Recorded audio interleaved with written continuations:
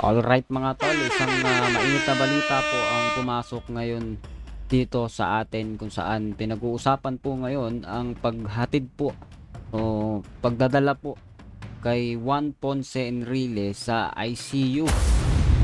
So, yan po yung pag-uusapan natin ngayon. Tignan po natin itong announcement na binanggit po dito po mismo sa Senado. So, pag-usapan po natin yan. Pero kung hindi ka pa nakasubscribe, ay please hit the subscribe button and notification bell para updated ka palagi sa mga videos natin parating. So, umpisa na natin to. Let's go!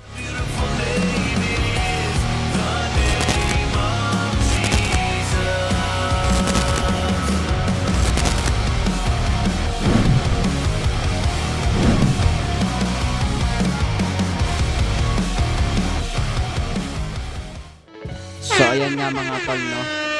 Bago po tayo magbigay ng kompletong opinion dito sa bagay po na ito, panoorin po natin itong video po dito sa Senado kung saan tama ba sa Senate ito, no? Sabi po inihayag ni Senador Jinggoy Estrada na nasa ICU si dating Senador Juan Ponce Enrile.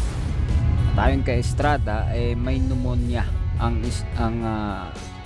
si Juan Ponce Enrile po na siyang 101 taon na po ang edad. 101 years old na po si dating senador na Juan Ponce Enrile at ngayon po ay nasa ICU siya. Tara, panoorin po natin yung nangyari po dito sa Senate po, no? Play natin, play. Very, very sad information that our former colleague, former Senate President Juan Ponce Enrile, is currently in the intensive care unit of an undisclosed hospital suffering from pneumonia. And I heard from a reliable source, a very, very reliable source, that he has slim chances of surviving. And I hope all of us here present can have a short prayer to be led by Senator Joel Villanueva, if it's possible, Mr. President. Senator Joel Villanueva is recognized. May we ask everyone to rise and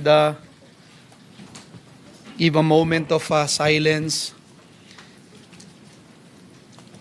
Dakilang Diyos, Ama naming sumasalangit, kami pong lahat ay lumalapit, naninikluhod sa iyo, humihingi ng tawad sa anumang kasalanan na aming nagawa sa isip, sa salita o sa gawa. Sa mga oras po na ito, amin pong idinadalangin at idinudulog sa iyo ang buhay ng isang aming colleague, mentor, Senate President, kamanggagawa, tagapaglingkod, naninilbihan para sa aming mga kababayan, Senator Juan Ponce Enrile. Ikaw, O Diyos, ang may hawak ng kanyang buhay. Ikaw ang nagbigay ng kanyang buhay. Ikaw ang nag-inspire at humawak ng kanyang buhay para marating niya kung anuman ang kanyang narating sa mga oras na ito. Hinihiling po namin ang iyong paggabay, ang iyong direksyon, ang iyong paghipo at pagbibigay ng kagalingan sa bawat kalamnan, sa bawat suluk-sulukan ng kanyang buong katawan. Hawakan mo po ito at hinihiling namin ang iyong intervention sa kanyang buhay. Tulungan mo rin po ang kanyang mga pamilya at mahal sa buhay at tunay, O Diyos, na ang tanging dakilang plano at ang iyong ninanais sa kanyang buhay ay mangyari. Kami pong lahat ay nagkakaisa at patuloy na inilalapit sa iyo ang buhay ng aming minamahal na Manong Johnny Ponce Enrile. Sa iyo pong lahat ng papuri at pasasalamat at kiniklaim namin, O Diyos, na ikaw ay patuloy na maluluwalhati at mapaparangalan sa buhay ng aming minamahal na Juan Ponce Enrile. Maraming salamat po. In Jesus' name we pray. Amen and amen. Thank you. Okay guys, so ito po yan, no? Nakita naman natin kung ano po yung naganap ngayon dito, no? If I'm not mistaken, dito po sa lugar ng Senado. At ngayon po makikita po natin na una ay si Jinggoy po nagsabi at pangalawa ay nagkaroon po ng pananalangin na pinangunahan po ni Joel Villanueva, which is marami sa mga kababayan natin, I know, pag nakita po nila ito ay hindi rin matutuwa kasi nga ito pong si Joel Villanueva ngayon marami pong batikos na nakukuha mula sa marami nating mga mamamayan, iba't ibang mga tao, dahil na rin po sa issue, usapin po ng korupsyon sa flood control, no? At ang kanilang mismong mga reliyon, paniniwala, naroon po madadamay sa kanilang kalagayan po ngayon. Lalo na po at hindi pa tapos yung usapin dito, kailangan pong patunayan yung mga bagay, pagiging inosente o pagiging hindi inosente, guilty sa mga kaso, etc.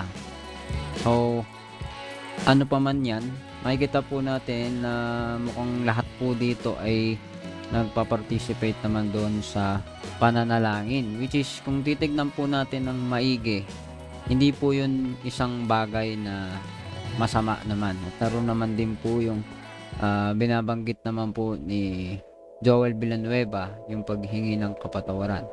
Pero syempre, lagi nga pong maiisip po natin dapat na ang paghihingi ng kapatawaran, ang pagsisisi ay talagang meron pong bunga dapat ito, no? Kumbaga, kung meron po tayong mga kasalanan, naroon po yung pagtalikod talaga. At ang Diyos po nakakaalam, hindi tayo dapat humatol sa kapwa natin kahit sino pa man naririto. At ngayon pong nasa kalagayan po si Juan Ponce Enrile na sa sitwasyon na alanganin, literally, physically, di ba? Ay wag na po tayo mag-isip ng masama. Hilingin po natin sa sa Diyos na ang mga tao po ay makapagsisi sa kanilang mga kasalanan. At dumating yung time na yung pagtanggap nandun sa Panginoon, na ang tao man ay lahat naman po ay may oras na aalis po dito liban na lang, diba, abutin ninyo yung pagbabalik muli ng Panginoon. Pero diba, yun po yung mga bagay na patungkol sa Biblia, kung minsan hindi po natin naiisip na ito pong gobyerno hindi po rin yan mag-i-exist kung hindi dahil sa Diyos. Inalaw po ng Diyos yan, inayaan po ng Diyos yan, in-establish po ng Diyos yan para magkaroon po ng maayos na kaayusan po dito sa bawat bansa, diba? Yung rules, yung mga palatuntunan, mga kahatulan ng Diyos, dapat yun po yung ilalapat. Ang nagiging problema lang naman kapag ang gobyerno po ay pinapasok na po ng korupsyon, kapag ang gobyerno po ay naglalatag na po ng mga patas na taliwas sa mga kautusan o kalooban po ng Diyos. Pero sa oras po na ito, 'di ba, alam po ninyo 'yan, pag oras po ng mga kamatayan, yun po ay seryosong bagay dahil, 'di ba, sino ba namang tao na nasa matinong pag-iisip na ikatutuwa yung kapahamakan ng kapwa niya? Oo, maraming corrupt, 'di ba? Meron pong batas, dapat po silang managot kung sila po ay guilty. Dapat po silang makulong, etc. Pero 'di ba, hindi po 'yun tayo yung tatapos ng kanilang buhay na gusto nating patayin yung tao, na gusto nating tapusin na yung kanilang kalagayan na nabubuhay sila. Yung Diyos nga hinahayaan pang mabuhay ang tao kahit gaano kasama, 'di ba? Para makapagsisi yan, binibigyan po ng pagkakataon ng Diyos ang lahat. Huwag naman tayo pumatol na hanggang doon, no? Na pati sa kamatayan pinapasok, sinasakop na po natin ang paghatol ng Diyos. Hayaan po natin ang Diyos, ipanalangin po natin yung gobyerno po natin maging maayos at hindi po gumawa ng mga bagay na ayaw po niya, ayaw po ng ating Diyos. Pag-pray po natin na mauwi ang lahat sa kaluluwalhati pa rin ang pangalan ng Panginoon. Ito pong gobyerno po natin ngayon, gobyerno po ngayon ng Pilipinas, ako po ay naniniwala na may ginagawa po yung Diyos ngayon at meron pong pag-aayos, paglilinis, pagtutuwid po riyan. At nawa Yun po yung hangarin po natin, ipanalangin natin na ang lahat ay lumuwalhati sa Diyos, lumakila sa Diyos. So ikaw, ano masasabi mo dito sa kalagayan po ni Juan Ponce Enrile na nasa ICU na po siya? Nasa ICU po siya ngayon at sabi nga po ay merong slim chance. I believe ang Diyos lang po ang makapagsasabi kung ano po ang kanyang buhay.